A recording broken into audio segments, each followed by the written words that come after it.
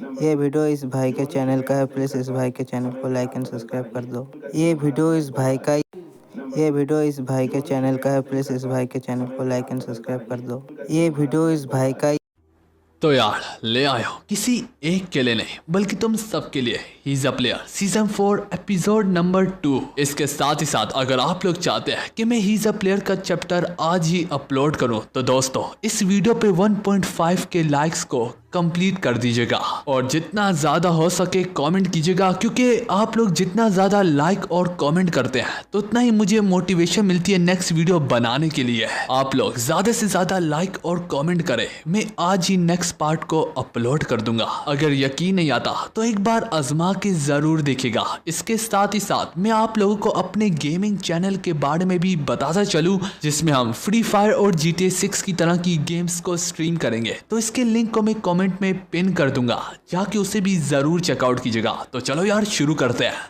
तो यार अब तक हमने पिछले चैप्टर में देखा था जहां पे हमारा मेन कैरेक्टर यूकिम फाइनली अपने सो कॉल्ड फादर से मिलता है और उनकी पहली मुलाकात में हमें पर्टिकुलर टाइप का डिनर देखने को मिलता है जो कि मुझे यूजिरो हानमा और बाकी हानमा की डिनर की याद दिलवाता है। खैर यार यहाँ पे यूकिम ये जानना चाह रहा होता है कि मेरे सो कॉल्ड फादर मतलब के क्रोनस को हमारे बारे में कितनी ही खबर है, जिस वजह से वो अपने बाप को अपने जाल में फंसाते हुए ये कहता है कि मेरी माँ एक बहुत खतरनाक बीमारी से तड़प रही थी, उसका इलाज पॉसिबल नहीं था। हालांकि यहाँ तक मौत के बिस्तर में भी उसे किसी का इंतजार था, उसे मेरे फादर का इंतजार था। वो बस तड़पती रहती थी और उसकी यादों में बसी रहती थी, जबकि मैं उसकी बेहतरी के लिए लड़ता रहा और आखिर तक लड़ता रहा, ये जानते हुए भी कि यूकिम ने उसके लिए एक जाल सा बिछाया है। यूकिम का फादर क्रोनस बिना हिचकिचाए बगैर उसका जवाब देता है। काफी दुख बड़ी कहानी है और सुन के मुझे दुख हुआ, लेकिन तुमने ये चीज झूठ बोली मेरे बेटे।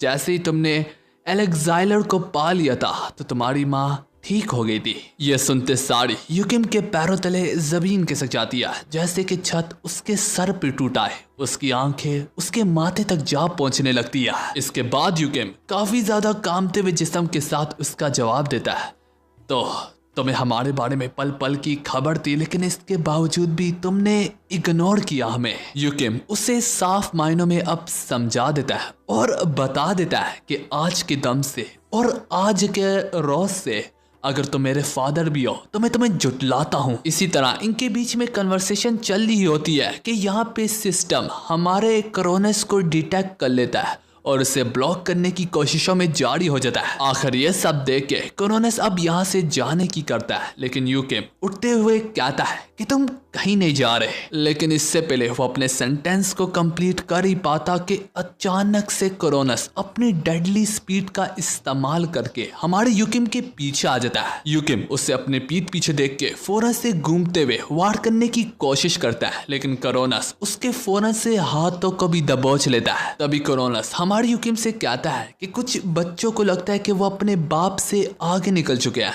तो उन्हें उनकी औकात तो याद दिलवानी पड़ती है। क्रोनस के अल्फाज एब्सोल्यूट होते हैं। फिर तभी क्रोनस उसे कहता है कि जब तुम दोबारा लौट के जाओ तो मेरे को वो लुटा देना। अब वो से उसका मतलब होता है टाइम और स्कीट। मगर दोस्तों यहाँ पे यूकिम ने भी कच्ची गोलियां नहीं खेल रखी होती। अब चूंकि वो यूकिम के इस कदर करीब आ चुका होता है तो उसने यूकिम से पंगा ले लिया, तो जिस वजह से नजर बस चपकाने की ही देर होती है कि वो अपने आप को यूकिम की ईगो से घेरा हुआ पाता है। यूकिम के ईगोस जो कि पूरे तरीके से तैयार होते हैं क्रोनस को वहीं पे जिंदा गाड़ने के लिए। ये देख के क्रोनस कहता भी है, हो वैसे कहना पड़ेगा यूकिम, इस बार तुमने अपनी औकात से बढ़ के हाथ डाला है। नहीं सच में तुमने मुझे इम्प्रेस किया। लेकिन एली उसकी बातों को काटते हुए कहने लगती है, अपनी बकवास को बंद रखो और मास्टर से दूर हटो। यहाँ पे हेल का किंग मतलब के लूसीफर मतलब के लोभी उसे धमकाते हुए कहने लगता है, हाँ एली ने ठीक बोला,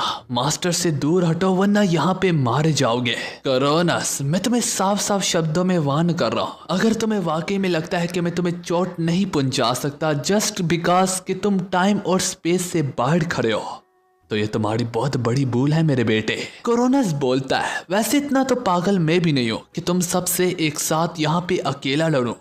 लेकिन जैसे कि मैंने तुम्हें पहले ही बता दिया था, इस जगह को मैंने अपने हाथों से बनाया है मेरे भाई लोगों। तो इस जगह का किंग कौन हुआ? तुम्हारा अपना भाई हुआ। ये बस क्रोनस के कहने की ही देर होती है कि वो चुटकी बजाता है और उसके चुटकी बजाते सारी यूकिम अपने आप को दोबारा से लॉबी में पाता है। यूकिम ये भी रियलाइज करता है कि उसका कनेक्शन दोबारा से अपने ईगोस के साथ टूट चुका है। उसके इशारों पे यू टावर को नाचता देख के यूकिम काफी ज्यादा हिल कर रह जाता है और वो सोचता भी है कि हम तो टावर में मौजूद है, जबकि टावर एक तरफ इसकी खिलाफ वर्जी करता है तो दूसरी तरफ इसका एब्सोल्यूट कंट्रोल भी है टावर पे। क्या गाया अभी भी इसके हुक्म के आगे अपने घुटने झुका देती है? तो हाँ, ये पॉसिबल है, क्योंकि यूकिम के दिमाग में ये भी होता है कि गाया एक वक्त में क्रोनस की चमची भी होती थी।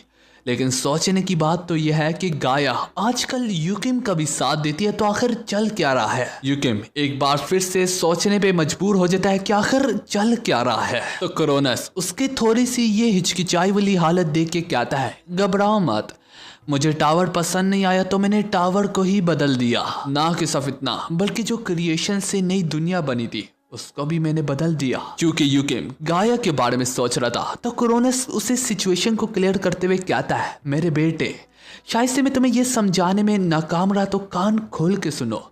सबसे पहले मेरा नाम है क्रोनस और मैं एब्सोल्यूट हूँ। दूसरा, जिस दुनिया में गॉड का मकाम था उस दुनिया से गॉड का नाम ही मिट जाना और डिमेंशन का निजाम अफरा तफरी मच जाना, इस सब के पीछे सिर्फ मैं और गाया थी। मेरे गरूर ने और गाया की चाहत ने हमें वो बना दिया जिसकी उम्मीद हमें खुद भी नहीं थी।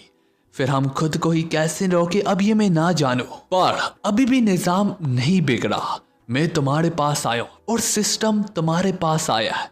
हम सब एक ही उम्मीद से है कि तुम वापस सब कुछ रिस्टोर कर सकते हो, तुम सब कुछ पहले जैसा बना सकते हो। हाँ, हम यही चाहते हैं कि तुम सब कुछ पहले जैसा कर दो जैसे कि वो हुआ करता था। मेरे बेटे, मैंने ये बात ठान ली थी, इस बात का वादा किया था कि मैं तुम्हें पूरी सिचुएशन क्लियर करूंगा। तो फिर सुनो, तुम्हारा बाप जिसने तुम्हारी माँ से शादी की और फिर तुम्हें जन्म दिया वो मैं नहीं हूँ। लेकिन ये बात मत भूलना मेरे बेटे कि क्रोनस हमेशा तुमसे प्यार करता है और करता रहेगा। ये सच्चाई है और इसे अपने दिलो दिमाग में बिठा दो मेरे बेटे। ये कहते हुए क्रोनस का मौजूद यहाँ से मिटने लगता है। इंडीड इसके पीछे सिस्टम का हाथ होता है। उसे गायब होता देख के यूकिम चिल्लाते हुए कहता है कि मेरे पास अभी भी और भी तुम्हारे लिए काफी तरह तरह के सवाल आता है, मगर इसके बावजूद भी यूकिम भी उसे गायब होने से ना रोक पाता।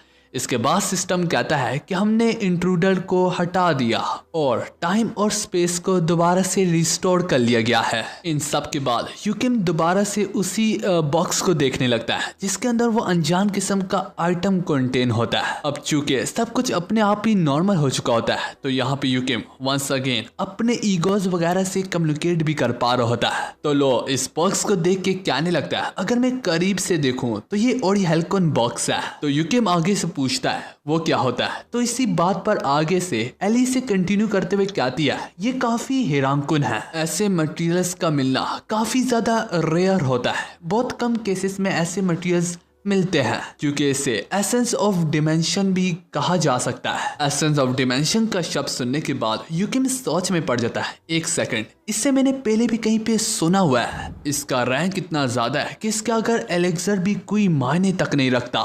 यूकिम सोचने लगता है ये इतना ज्यादा रेयर है कि बस सिस्टम के अलावा भी इसे कहीं और पे नहीं पाया जा सकता और सिस्टम में भी सिर्फ नसीब वालों को मिलता है। यूकिम को थोड़ी बहुत एक्साइटमेंट भी होने लगती है, अरे वाह, एक ऐसा रिवॉर्ड जो कि एलेक्सर से भी ज्यादा बेहतर है और बड़े मकाम पे है। तो मैं सोचता हूँ कि आखिर वो क्या ही होगा। ये अपने मन में सोचते हुए यूकिम यहाँ पे उस बॉक्स को ओपन करता है और उसमें से काफी तेज तरार रोशनी निकलती है जो कि पूरे कमरे को रोशन कर डालती है। तो इसके बाद सिस्टम अनाउंस करता है तुम्हें रिवार्ड दिया जाता है। सबसे पहले तुम्हारी पावर ऑफ लाइफ को बढ़ाया जा रहा है और ऑब्वियसली लाइफ को बढ़ाने के लिए सबसे पहले वेसल को इसके दिल के अंदर रिकंस्ट्रक्ट किया जाएगा। ना कि सिर्फ इतना, बल्कि यहाँ पे यूकिम को द पावर ऑफ डेथ भी दी जाती है। तो जाहिर सी बात है, जहाँ पे पावर दी जाती है तो वहाँ पे बैलेंसिंग भी दिया जाता है, जिस वजह से यूकिम अब पावर ऑफ क्या ग्लास को भी अच्छे से कंट्रोल कर पाएगा। और ये एक बार नहीं बल्कि 3 बार रिकंस्ट्रक्शन की जाएगी, जो देख के युकिम भी हैरान पड़ जाता है। युकिम सोचता है कि रिकंस्ट्रक्शन का 3 बार होना ये पहले भी एक बार हो चुका है। हाँ दोस्तों, ये तभी हुआ था जब युकिम ने एलेक्साइलर को पा लिया था। अब बात आती है मेमोरीज की, तो लो और एली की इंफॉर्मेशन को भी अपडेट किया जा रहा होता है। अब उन्हें हर चीज के बारे में पहले से ज्यादा इंफॉर्मेशन होगी। तो दोस्तों सिंपली मैं कंक्लूजन देता चलूं, युकिम की लाइफ एनर्जी को बढ़ा दिया गया है, उसके ईगोस को पहले से ज्यादा पावरफुल कर दिया गया है, उसे स्टेबिलिटी दी गई है और 3 बार रिकंस्ट्रक्शन की गई है। तो इस वजह से उसके ईगोस भी अब पहले से ज्यादा पावरफुल हो चुके हैं और ज्यादा खास बन चुके हैं। इसके चलते ओबेरॉन और हर्मीज को बर्नहर्ट के अंदर कंबाइन कर दिया गया। इतना गजब तरीके का पावर अप देख के ना कि सब युकिम बल्कि इसके साथ ही साथ उसके तीनों की तीनों ईगोस भी हैरान पड़ जाते हैं। हैरानगी की तो बात यह होती है कि पावर अप का होना अभी भी खत्म नहीं होता। इसके साथ ही साथ युकिम को एक खूबसूरत सा आर्मर भी दिया जाता है। तो दोस्तों फिलहाल इसी अमेजिंग पावर अप के साथ हमारा ये वाला चैप्टर यहाँ पे खत्म होता है। तो दोस्तों आप लोगों को क्या लगता है कि अब युकिम कितना ज्यादा स्ट्रॉन्ग बन चुका होगा? तो अपनी कीमती राय को कमेंट सेक्शन में जरूर बताइएगा। मैं मिलता हूं आप सबसे एक और गजब किस्म के नेक्स्ट पार्ट के साथ।